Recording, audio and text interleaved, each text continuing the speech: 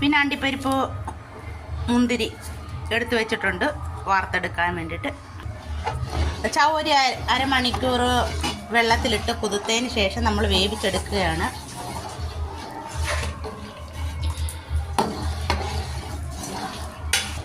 അപ്പോൾ ചവ്വരി നന്നായിട്ട് വെന്തതിന് ശേഷം കാണിക്കും.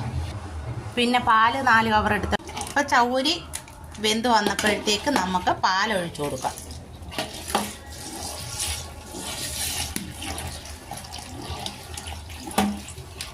നാല് കവറും പൊട്ടിച്ച് ഒഴിക്കാം.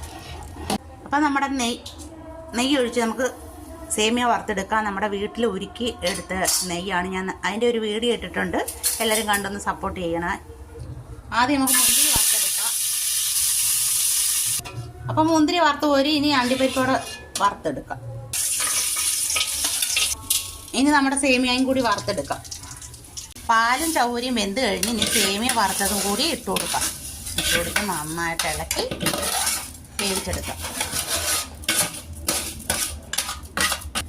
നമുക്കപ്പോൾ നമ്മുടെ പായസം ഇവിടെ തിളച്ച് റെഡി ആയിട്ടുണ്ട്. അപ്പോൾ ഏലക്കാപ്പൊടി ഇട്ട് കൊടുക്കാം. ഇനി നമുക്ക്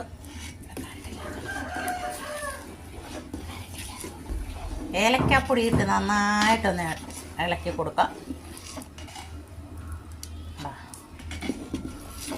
ഞാറി അങ്ങ് കൂടും.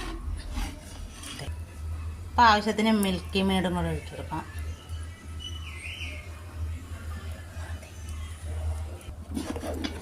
ഒരു ഇച്ചിരി കൂടെ ഒഴിക്കുവാണ്. കറക്റ്റ് മധുരമൊക്കെ ആയിട്ടുണ്ട്.